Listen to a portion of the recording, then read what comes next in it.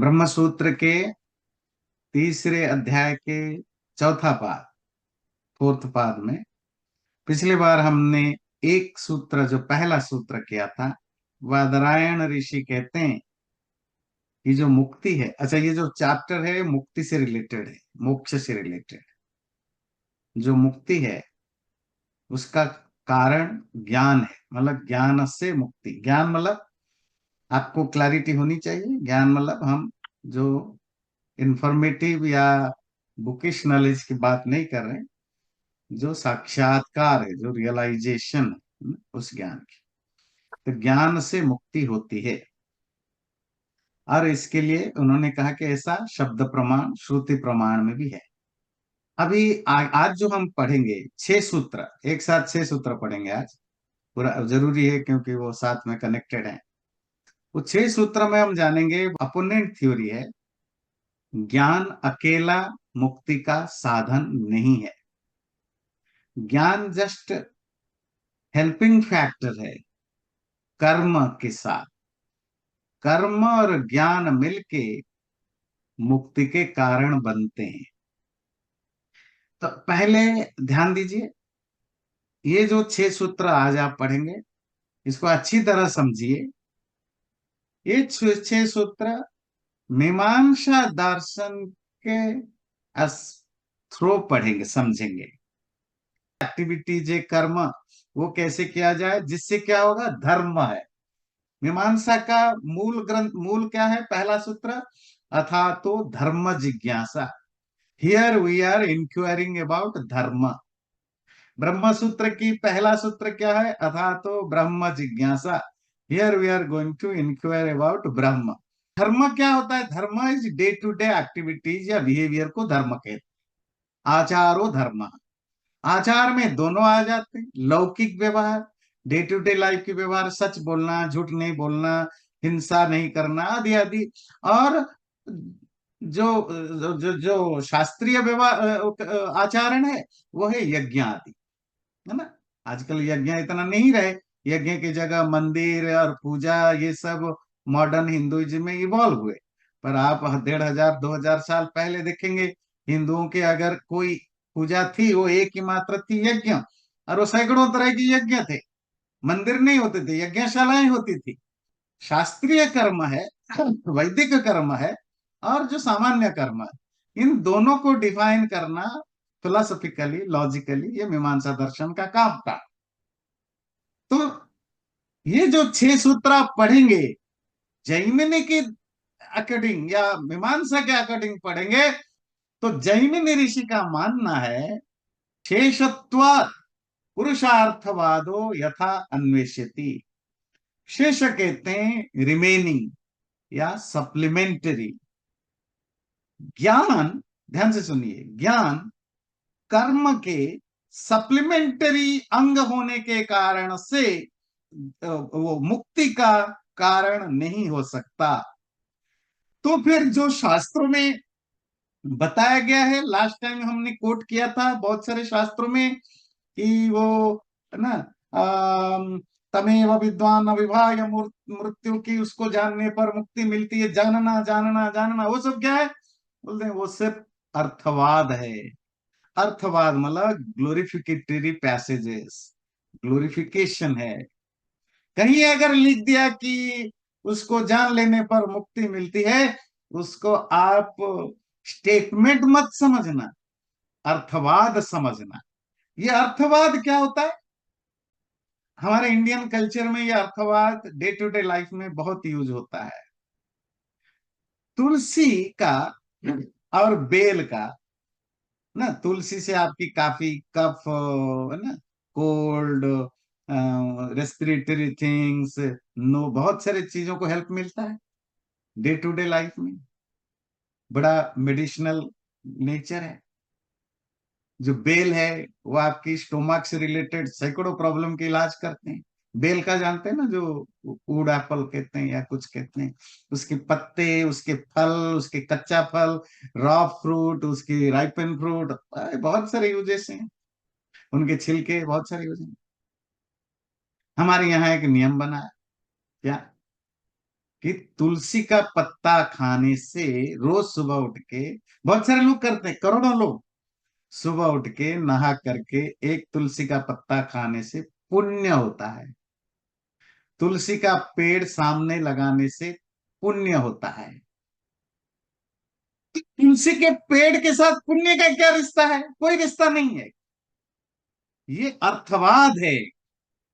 आप जब किसी चीज को ग्लोरीफाई करते हो, ग्लोरिफिकेशन दो तरह के होता है, डरा के अब डराने वाले आएंगे, या उसकी फायदा गिना के, और इतना और उससे लोग उससे कनेक्टेड हो जाते हैं। बात समझ में?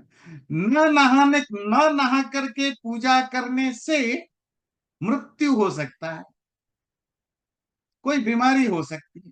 अब ठीक है, लोग डरे हुए हैं, कोई मंदिर बिना नहाए नहीं जा सकता। क्यों? शुद्ध होना जरूरी है, शुद्धि जरूरी है। फिर क्या सचमुच बिना शुद्धि के कोई मंदिर चला जाए उसका कुछ नुकसान होगा? कुछ नहीं होगा। पर ये शास्त्रों में मिलता है कि अगर आप बिना नहाए धोए मंदिर चले गए, पूजा कर गए, ये अनिष्टता होगी। प्रैक्टिकली ऐसे अनिष्ट नहीं होता। ये क्यों बताया गया? अर्थवाद उसको, ये ग्लोरीफाइंग पैसेज है, जो स्टेटमेंट है, वो स्टेटमेंट किसी चीज को ग्लोरीफाई करे कि लोग उसके साथ जुड़े रहे, उस कर्म को, उस रूल को फॉलो करे। इसी तरह जहां जहां ज्ञान की तारीफें हुई हैं कि ज्ञान से मुक्ति, ज्ञान से मुक्ति, वो एक्चुअली ज्ञान से मुक्ति नहीं, ये जस्ट ज्ञान की एक ग्लोरिफिकेशनली वो पैसेज है, अर्थवाद है। क्योंकि क्योंकि ज्ञान कर्म का सप्लीमेंटरी अंग है। कर्म यज्ञ है और आचरण है। जैसे आप योग वगैरह भी पढ़ते हैं, अहिंसा, सत्य, अस्तेय, यम नियम आदि, ये भी आचरण में ही होता है। अभी आपने उपासना पढ़ी, भक्ति, ये भक्ति क्या चीज होती है बताइए? कर्म ही तो है ना। आप जब करेंगे तब करेंगे, इमोशनली, मेंटली, फिजिकली, ये तो कर्म ही है। उपासना, ये तो कर्म है। यज्ञ, ये कर्म है। हाँ, जो भी यज्ञ आप करते हैं, उपासना करते हैं, भक्ति करते हैं, उसको ज्ञान के साथ करना। मूड होकर के, इग्नोरेंट होकर करने का कोई फल नहीं मिलता। वो अलग बात है कि आज के डेट में हिंदुओं में 80% पंडित मूर्ख हैं और धर्म पालन करने वाले मूर्ख हैं, दैट्स ए डिफरेंट थिंग। पर सोच समझ के करना चाहिए। तो ज्ञान सब्सिडियरी है यज्ञ का, उस समय भी था, और उपासना का सब्सिडियरी है। और वो कर्मों को करने से ही मुक्ति मिलेगी। यम नियम पालन करोगे, मेडिटेशन करोगे, या उपासना करोगे, भक्ति करोगे, यज्ञ करोगे, ये तो कर्म है, इसी से मुक्ति मिलेगी। अब मेरे साथ आप एग्री कर रहे होंगे। चलिए, तो फिर जो जो शास्त्र में लिखा गया कि ज्ञान के द्वारा मुक्ति, वो सिर्फ ग्लोरिफिकेशन है, अर्थवाद है। और नंबर टू, यथा अन्येषु इति, सूत्र देखिए, यथा अन्येषु इति, ऐसा नहीं कि ये सिर्फ ज्ञान से रिलेटेड बात है, ये दूसरे फील्ड में भी इस तरह के यूजेस, अर्थवाद की यूज होता है। जैसे मैं आपको एक कोट करूंगा, तैत्तिरीय संहिता 3.5.7.2, यस्य यस्य पर्णमयी जुहुर्भवति न स पापम श्लोकम शृणोति। तो यज्ञ में अलग अलग तरह की जो यूटेंसिल्स यूज होते हैं, इसको आप चम्मच भी कहते हैं, घी की आहुति देते हैं, वो भी दर्जनों तरह के होते हैं। सुरबा, जुहू, उनके अलग अलग नाम होते हैं, उनके डिजाइन भी अलग होते हैं। तो एक जो चम्मच है, मतलब मैं चम्मच कहता हूं, आप कनेक्ट कर पाए क्योंकि ये गूगल करके आप देख लीजिए, उसका नाम है जुहू। तो ये जो जुहू है वो एक तरह की पात्र होता है जिससे घी की आहुति दी जाती है स्पेसिफिक ओकेजन में। वो जुहू पलाश की लकड़ी की होनी चाहिए। तो उसको बताने के लिए ये मंत्र क्या कहता है? यस्य पर्णमयी जुहुर्भवति, जिस यजमान की जुहू पलाश की लकड़ी की हो, न स पापम श्लोकम श्रृणोति, उसको कभी पाप नहीं होता। वो पापी है ऐसा कभी सुनने को नहीं मिलता, मतलब उसको कभी पाप नहीं लगता। क्या सचमुच कोई घी की चम्मच पर्टिकुलर लकड़ी के हो जाने से पाप नष्ट हो जाएंगे? नहीं। तो ये क्यों कहा गया? जिससे कि व्यक्ति पलाश की लकड़ी का ही जुहू बनाए, इसके लिए वो मोटिवेटेड होगा। इसके लिए ये ग्लोरिफिकेशनल पैसेजेस होते हैं, उसको मीमांसा दर्शन में अर्थवाद कहा जाता है। इसी तरह दूसरा एग्जाम्पल है जो ज्ञान से रिलेटेड, आपने कहा तरती शोकमात्मविद, पिछली बार छांदोग्य उपनिषद का, पिछली बार इसी पर पूरी क्लास आपकी चल गई। जो आत्मविद है, जो आत्मा को रियलाइज कर लिया, वो शोकों को पार कर जाता है। शोक समझते हैं, ग्रीफ से पार कर जाता है। बोले वो उसी तरह का एक अर्थवाद है, ग्लोरिफिकेशनरी स्टेटमेंट है। जैसे कहा कि पलाश की लकड़ी का जू हो तो पाप नहीं लगता, इसी तरह जो आत्मज्ञानी हो गया उसको शोक दूर हो जाएगा। ये जस्ट ग्लोरिफिकेटरी स्टेटमेंट, अर्थवाद है और कुछ नहीं। केवल ज्ञान से मुक्ति नहीं, मुक्ति सो कर्मों से होगी, ज्ञान सब्सिडियरी है। ये पहला सूत्र है, 6 सूत्र इनके पूरे हैं। दूसरा आर्गुमेंट, आचार दर्शनात्। दर्शन कहते हैं दिखाई देना, इट हैज सीन, आचार कंडक्ट या बिहेवियर। क्योंकि बिकॉज जो आत्मज्ञानी लोग हमें उपनिषद आदियों में मिलते हैं, जिनका हमें स्टोरी मिलती है, वो सबके सब यज्ञ करते हुए, कर्म करते हुए वर्णन मिलता है। तो मतलब आत्मज्ञान हो जाना एनफ नहीं है। क्योंकि हम देखते हैं, बड़े सारे एग्जाम्पल्स देखते हैं, ऋषि मुनि आत्मज्ञानी वो यज्ञ करते हैं। तो इसका मतलब है कि यज्ञ महत्वपूर्ण, यज्ञ कर्म, कर्म को यज्ञ का ध्यान रखिए, महत्वपूर्ण है, ज्ञान महत्वपूर्ण नहीं। तो ऐसा कहां मिलता है?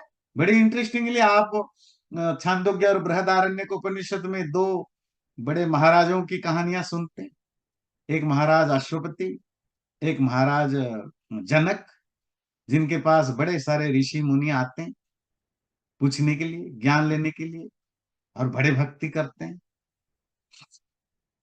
एक आपके मैं कोट कर रहा हूं, छांदोग्य उपनिषद 5:11-5, जिसमें राजा अश्वपति, उनके पास प्राचीन शाल आदि जो ऋषि लोग आए थे पूछने के लिए, आत्मज्ञान के लिए, तो उन्होंने उनको बताया, और बताने के बाद बोला, यक्षमाणो वही भगवंतो अहम अस्मि। बोले हे भगवान, कल परसों गीता क्लास में पढ़ रहे थे ना, भगवान, भगवान की चर्चा पढ़ रहे थे ना, भगवान किसको कहते हैं? तो राजा अश्वपति उन ऋषियों, उन शिष्यों को जो उनसे सवाल पूछने आए थे, क्योंकि वो ऋषि थे, उनको कहते हैं हे भगवान, बहुवचन में भगवंता, अब मेरा यज्ञ करने का समय हो गया, अब मैं यक्षमाण यज्ञ करने जा रहा हूं। ज्ञान दिया, मुक्ति, मुक्ति पाने का रास्ता बताया, ब्रह्म ज्ञान दिया, खुद भी ब्रह्म ज्ञानी है, रियलाइज्ड है, पर कहते हैं अब मैं यज्ञ करने जा रहा हूं। तो मतलब वो यज्ञ, ब्रह्म ज्ञान पाने के बाद भी यज्ञ करते हैं। इसी तरह बृहदारण्य का उपनिषद 3:1-1, जिसमें राजा जनक बोलते हैं, जनक वह वैदेहो बहु दक्षिणेन यज्ञेन एजे। विदेह वैदेह, जिसकी शरीर के प्रति, अब देह के, देह समझते हैं बॉडी, जिसकी बॉडी होते हुए भी नहीं होना, आत्मज्ञानी। जब आप रियलाइज्ड हो जाते हैं, आपके लिए, आपके लिए बॉडी डजंट एग्जिस्ट, है ना, बॉडी जस्ट एक इंस्ट्रूमेंट है। हमारे आपके लिए बॉडी ही सब कुछ है, आत्मज्ञानी के लिए बॉडी जस्ट एन इंस्ट्रूमेंट, है ना, बहुत। वही देह, देह होने पर भी देह से ऊपर। ऐसा जो जनक वो बोलते हैं, वो भी अपनी डिस्कशन में क्या बोल दे, नहीं उनके बारे में ऋषि बोल दे बहुदक्षिणेन यज्ञेन ईजे, ये जनक बहुत बड़ी बड़ी दक्षिणा देने वाले, दक्षिणा दे करके यज्ञ कराते रहते हैं, करते रहते हैं। जनक जैसा आत्मज्ञानी भी के बारे में बृहदारण्यक उपनिषद में आते कि वो यज्ञ करते रहते हैं। चलिए ये तो हमने दो example just make the record correct बताया, पर आप ऋषि मुनियों को देखिए, पुराने बड़े बड़े ऋषि मुनि सब रियलाइज्ड है, पर सब यज्ञ करते थे। यदि उन्होंने फाइनल इमेंसिपेशन पा लिया है, ब्रह्म ज्ञान पा लिया है, और ज्ञान के ब्रह्म ज्ञान के द्वारा मुक्ति होती है, तो फिर उनको यज्ञ करने की क्या जरूरत थी? क्या वो नहीं जानते? हमें तो ब्रह्म ज्ञान मिल गया है, शरीर छूटेगा सीधा मुक्ति मिलेगी, तो फिर यज्ञ क्यों करते रहते हैं? यदि सिर्फ ब्रह्म ज्ञान से मुक्ति मिलती होती तो ब्रह्म ज्ञान के बाद वो यज्ञ छोड़ देते। फिर उस वो बिल्कुल वैसा ही है। भाई आपको शहद की जरूरत है, हनी की जरूरत है, अगर आपकी बगल के पेड़ में हनी बी का हनी मिलता है, आप क्यों 10 माइल जंगल में जाकर के हनी ढूंढोगे? अगर आपको ब्रह्म ज्ञान मिल ही गया है, तो आप क्यों यज्ञ करते रहोगे, अननेसेसरी इतना टाइम स्पेंड करोगे? इसका अर्थ है ब्रह्म ज्ञान हो जाने से केवल मुक्ति नहीं होगी, कर्म भी साथ में होना जरूरी है। और हो सकता है कर्म से ही मुक्ति है, क्योंकि ब्रह्म ज्ञानी लोगों का हम क्या देखते हैं? आचरण आचरण देखते हैं, कंडक्ट देखते हैं कि वो यज्ञ करते रहते हैं। ठीक है, आचरण का उदाहरण है। तीसरा, श्रुति ही, श्रुति प्रमाण भी है। जैसे कि हमारे यहाँ ट्रेडिशन है, तीन तरह के, पहले आप लॉजिकली बात बताओगे, फिर आप उसके लिए प्रत्यक्ष प्रमाण दोगे कि भाई ये रियल लाइफ में हम देखते हैं। तीसरा प्रमाण देंगे, रेफरेंस किसी शास्त्र को कोट करेंगे। तो यहाँ पूर्व पक्ष सब पहला सूत्र में ये उन्होंने लॉजिकली बताया कि ये पॉसिबल नहीं है। सेकेंड सूत्र में आचार दर्शन से बताया कि बड़े सारे आत्मज्ञानी है जो ये कंडक्ट करते रहते हैं, ये प्रमाण प्रत्यक्ष प्रमाण है। और तीसरे में बताएगा कि ऐसा शास्त्र में भी लिखा है, रेफरेंस भी है। क्या शास्त्र में लिखा है? कि जो विद्या है, ज्ञान है, वो सब्सिडियरी है, कर्म जो है वो मेन है। जैसे बड़ा फेमस मंत्र है, छांदोग्य उपनिषद 1:1-10, यदेव विद्यया करोति श्रद्धया उपनिषद तदेव वीर्यवत्तरम भवति। कोई भी काम विद्या के साथ करते हो, ये शब्द अंडरलाइनिंग, विथ नॉलेज, अंग्रेजी में बोल रहा हूं मैं, anything you do with proper knowledge वीर्यवत्तरम भवति, इट विल बी स्ट्रंगर। कोई भी काम, यहाँ काम का मतलब है कर्म, यज्ञ, उपासना, जो विद्या के साथ, ज्ञान के साथ करते हो, वो वीर्यवत्तरम, वो मोर स्ट्रंगर होता है, ग्रेटर होता है, ज्यादा एफिशिएंट होता है। तो आप कहेंगे इसमें क्या बात है, विद्या तो आई, ज्ञान तो आया, यही समझना है। विद्या तृतीया विभक्ति, जो संस्कृत क्लास में आते हैं, और तृतीया विभक्ति कहाँ होता है? इंस्ट्रूमेंटल केस है। ऑब्जेक्ट, मेन ऑब्जेक्ट क्या है? कर्म। ये कर्म करो विद्या के साथ, तो कर्म मेन है, विद्या तो इंस्ट्रूमेंटल है। कर्म करो समझ बूझ के, मतलब कर्म का फल मिलेगा, विद्या का नहीं। विद्या के साथ करना है, विद्या सब्सिडियरी है। मेरी बात क्लियर हो रही ना? सपोज आप एक घर बना रहे हैं, तो घर बनने से घर बनेगा, ज्ञान से घर नहीं बनेगा। हाँ, घर बनाते समय अगर आपको नॉलेज हो कैसे घर बनाया जाता है, तो घर अच्छा बनेगा। बात क्लियर हुई ना? नहीं, ज्ञान हमेशा आपकी कर्म को बेटर करता है, एफिशिएंसी लाता है, पर ज्ञान से आप नहीं पहुंचते ना। मेरी बात क्लियर हुई? जो जैमिनी बताना चाहते हैं, मतलब जैमिनी नहीं, वादरायण जिस जो कोट करना चाहते हैं पूर्व पक्ष को, तो ये श्लोक में ये मंत्र जो उपनिषद का मंत्र है छांदोग्य 1:1-10, इसमें क्लियर है, विद्या इंस्ट्रूमेंट है, कर्म ऑब्जेक्ट है। तो कर्म करने का उपदेश है शास्त्र श्रुति में, विद्या के साथ करने का है, क्योंकि कर्म से ही होगा। ये हो गया श्रुति प्रमाण। अब देखते हैं चौथा, समन्वयरंभणा। किसी चीज को जब हम करते हैं, वहां समान, दोनों बराबर रोल दिखते हैं। ज्ञान और कर्म मिलजुल के टुगेदर वो फल देने के काम करते हैं, मतलब साथ साथ मिलके फल देने का काम करते हैं।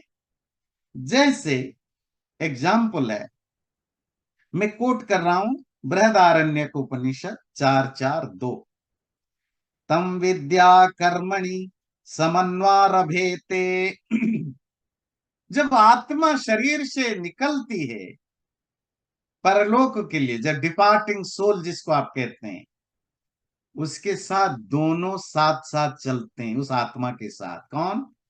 विद्या कर्मणि, ज्ञान और कर्म, ये साथ साथ चलते हैं। आपका जन्म अच्छा होगा, जो भी अगला जन्म होगा अच्छा होगा बुरा होगा, स्वर्ग नरक जो भी, जो कुछ भी है ना, अच्छा जन्म अच्छा भोग, जाति आयु भोग जो होता है, ये किसके बेस पर होता है? केवल कर्म में, विद्या कर्म, ज्ञान और कर्म, ये दोनों डिपार्टिंग सोल के साथ साथ चलते हैं। इसका मतलब है अकेला ज्ञान फल नहीं देता, अकेला कर्म फल नहीं देता, दोनों मिलके देते हैं। ओवरऑल आज की डिस्कशन का क्या टॉपिक है कि ज्ञान से मुक्ति नहीं, केवल ज्ञान से। अगर आप कहोगे ज्ञान से है, फिर ज्ञान कर्म दोनों से मानो, या तो कर्म का सब्सिडियरी मानो या ज्ञान कर्म को जॉइंट मानो। आप कहोगे केवल ज्ञान से मुक्ति, ये नहीं हो सकती। वैसे भी जो हम कर्म और पुनर्जन्म की थ्योरी के बारे में डिस्कशन करते हैं, आपका जो फल है, जो मरने के बाद जिस तरह के आपको जन्म मिलता है, भोग मिलता है, आयु मिलता है, या इस जीवन में भी जो कुछ आपको फल मिलता है, वो दोनों की कॉम्बिनेशन से मिलता है, आपकी नॉलेज और आपके एक्शन। ध्यान रखिएगा, आपकी एक्शन इंडिपेंडेंटली फल नहीं देता, वो भी ज्ञान से कनेक्टेड है। और केवल ज्ञान से भी कोई फल नहीं मिलता जब तक वो काम के थ्रू, काम में कनेक्टेड ना हो। ये नॉर्मल लाइफ में भी हम देखते हैं, वही एग्जाम्पल दे रहे हैं मुक्ति के लिए, कि ज्ञान और कर्म इस जीवन में भी जॉइंटली रिजल्ट के कारण बनते हैं, और डिपार्टिंग सोल जो आत्मा शरीर से निकलती है, उसके लिए साथ भी ये दोनों जाते हैं। ये हुआ चौथा उनकी आर्गुमेंट। पांचवा आर्गुमेंट, भगवतो विधाना। भगवता, समवन हु पूजेस, वान जिसको कहते हैं ना, धनवान ज्ञानवान, उसकी जो रूट वर्ड होता है वत होता है। उस विद्यावान व्यक्ति के लिए भी, तद मतलब उस विद्या, उस विद्यावान ज्ञानी व्यक्ति के लिए भी विधान किया गया है, रूल बनाया गया है। क्या रूल बनाया गया है? टू वर्क, काम करने के लिए। अर्थात जिसको आज, इवन जो ब्रह्म ज्ञान को प्राप्त कर लिया है या ब्रह्म ज्ञान की प्राप्ति के प्रोसेस में है, उसके लिए भी हमारे श्रुति में, वेद वेद ब्राह्मण आरण्यक उपनिषद आदि में कर्म करने के लिए इंजक्शंस या उपदेश या ऑर्डर कमांड है। कैसे? एक बड़ा इंटरेस्टिंग श्लोक लेते, छांदोग्य उपनिषद की 8:15-1, और कॉन्टेक्स्ट है, ब्रह्मचारी गुरुकुल में अपना जो भी 10 साल 12 साल 14 साल की पढ़ाई कर ली, ग्रेजुएशन अब होगा। ग्रेजुएशन को क्या बोलते हैं हमारे यहाँ, कौन सा संस्कार? समावर्तन संस्कार। तो समावर्तन के संस्कार जब होता है, मतलब अब बच्चा स्नातक हो गया, ग्रेजुएट हो गया, अब जब जाता है तो गुरु उसको कुछ उपदेश देते हैं। ग्रेजुएशन के उपदेश, सबसे फेमस उपदेश, आप लोग जो तैत्तिरीय उपनिषद क्लास किया होगा, आपने पढ़ा होगा, जो नहीं पढ़ा तो सुन सकते हैं, मेरे ख्याल से शिक्षा वल्ली में आता है।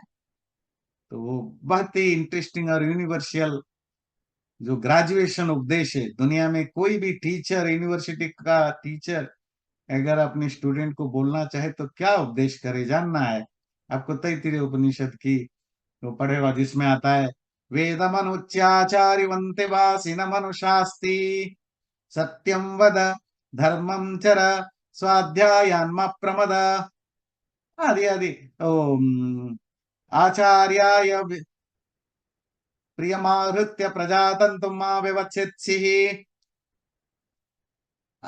अभी मुझे पूरा नहीं याद आ रहा है, तो ये पूरी की पूरी एक बहुत बड़ी पैसेज है, बड़ा इंटरेस्टिंग है, आपको पढ़ना चाहिए, वो भी एक उपदेश है। और एक छांदोग्य उपनिषद की भी एक जगह है जिसको मैं अभी कोट करना चाहता हूँ। वो कहते हैं आचार्य कुलाद् वेदम अधीत्य यथा विधानम गुरोः कर्मातिशेषेण अभिसमावृत्य कुटुम्बे शुचौ देशे स्वाध्याय मदीयमानः। यह उपदेश नहीं, यह डिस्क्रिप्शन है उस स्नातक का। ब्रह्मचर्य और स्नातक में डिफरेंस समझते हैं, क्योंकि ये संस्कृत वर्ड है। ब्रह्मचारी मान लीजिए स्टूडेंट, विद्यार्थी, स्नातक ग्रेजुएट, पास, पढ़ाई अभी हो गई, अब स्नातक है। अब एक गृहस्थ नहीं है, गृहस्थ होगा जो विवाह संस्कार हो, जब समावर्तन संस्कार हो गया अब ये स्नातक। तो समावर्तन और गृहस्थ विवाह संस्कार के बीच का जो पीरियड है वो स्नातक रहेगा, ग्रेजुएट पर्सन। मेरा बेटा ग्रेजुएट है ना, मतलब पढ़ा लिखा है। जब मैरिड होगा तो गृहस्थ हो जाएगा, दैट्स ए डिफरेंट थिंग। ये उस ग्रेजुएट का वर्णन है स्नातक का। आचार्य कुल से वेदादि शास्त्रों को, मैं इंग्लिश इसकी हिंदी बता रहा हूं जो मैंने पढ़ा संस्कृत में। आचार्य कुल से वेदादि ठीक ठीक अध्ययन करने के बाद गुरु के जो भी बचे हुए कर्म, गुरु के प्रति जो भी उनकी कर्म है उसको पूरा करके, समावर्तन संस्कार करके अपने कुटुंब, अपने फैमिली के साथ रहने लगो, और गृहस्थ का जो कर्म है करो। और जब खाली और कुछ समय शुचौ देशे, एक साफ सुथरे जगह पर बैठ करके स्वाध्याय मधीयमान, अपनी सेल्फ स्टडी करते रहना। ये मैसेज था।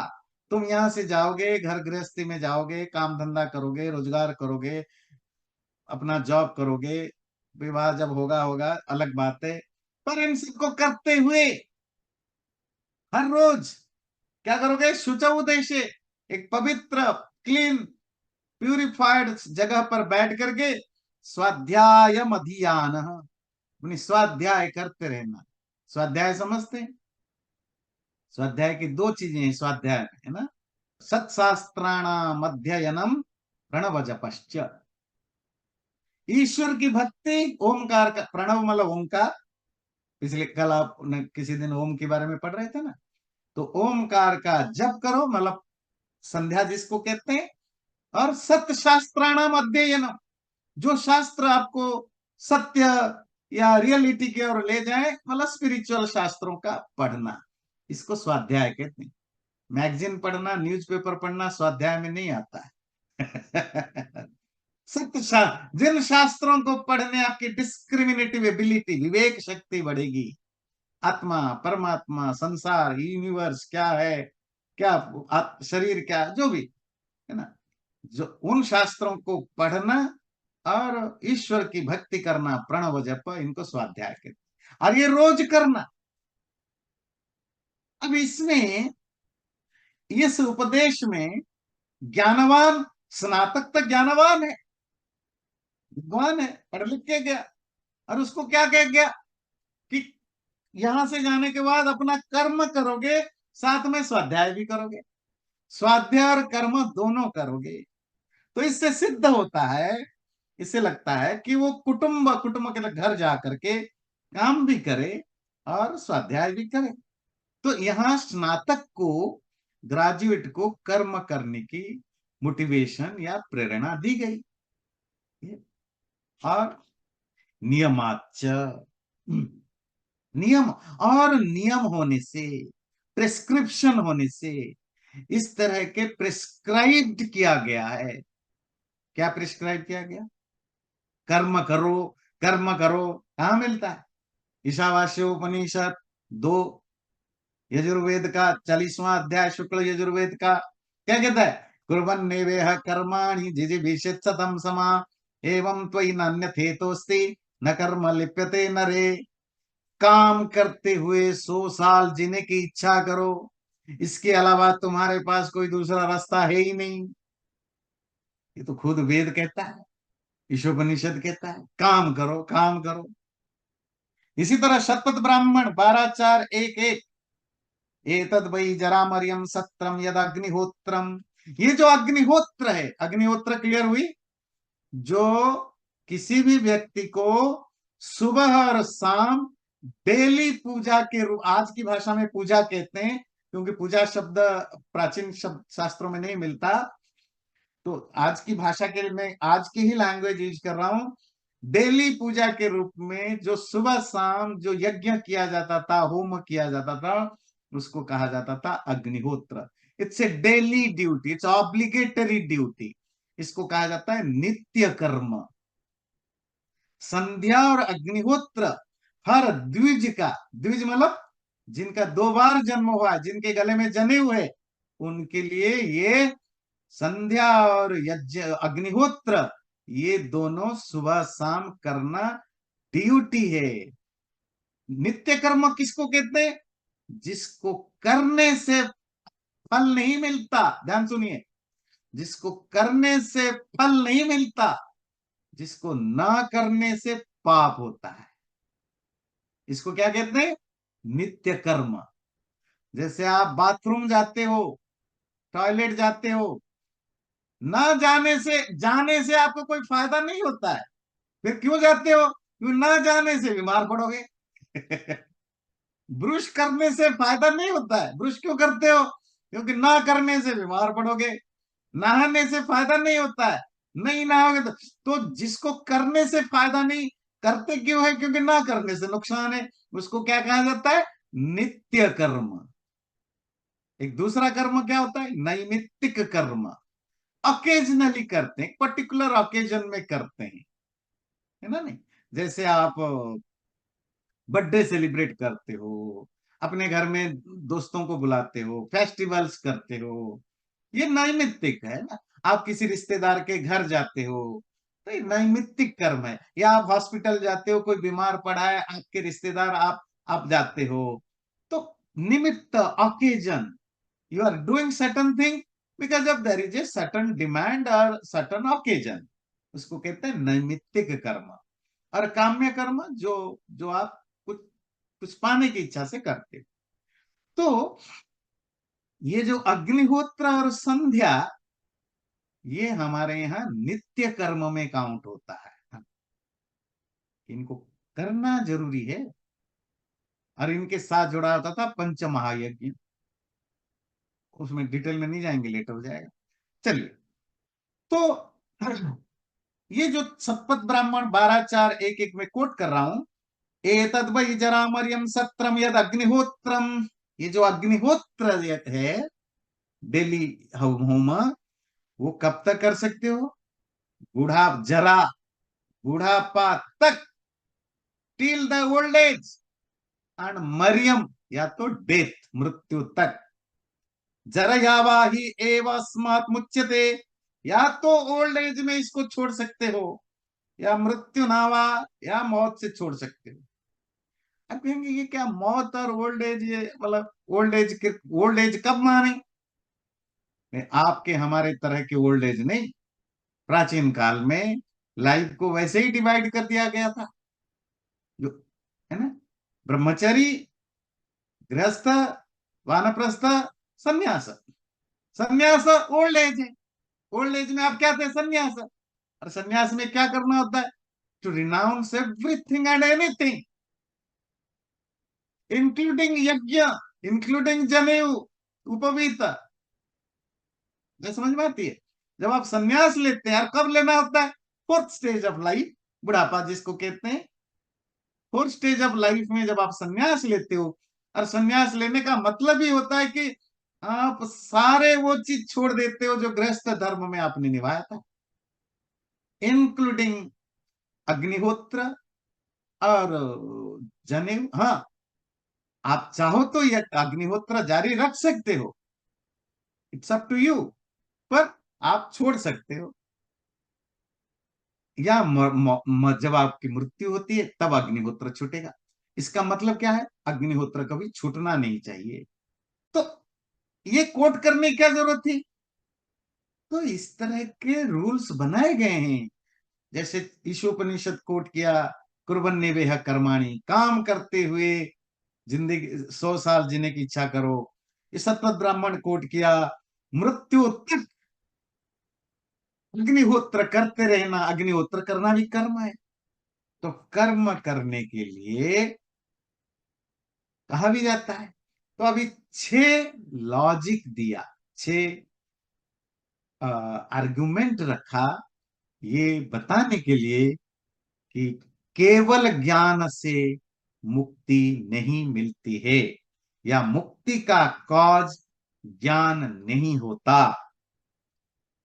या तो ज्ञान कर्म के सब्सिडियरी रूप में कॉज होता है, या ज्ञान कर्म जॉइंटली कारण होते हैं। केवल ज्ञान मुक्ति का कारण नहीं। अगला 6 सूत्र जो हम पढ़ेंगे, ये जो 6 सूत्र पूर्व पक्ष के रूप में आपने पढ़ा, तो हर एक सूत्र के लिए अगला 6 सूत्र में उसको वो स्क्रूटिनाइज करेगा कि जो आपने एक एक आर्गुमेंट रखा हमारे विचार में वो कैसा है। चैनल को सब्सक्राइब जरूर करें और वीडियो अच्छा लगे लाइक भी जरूर करें।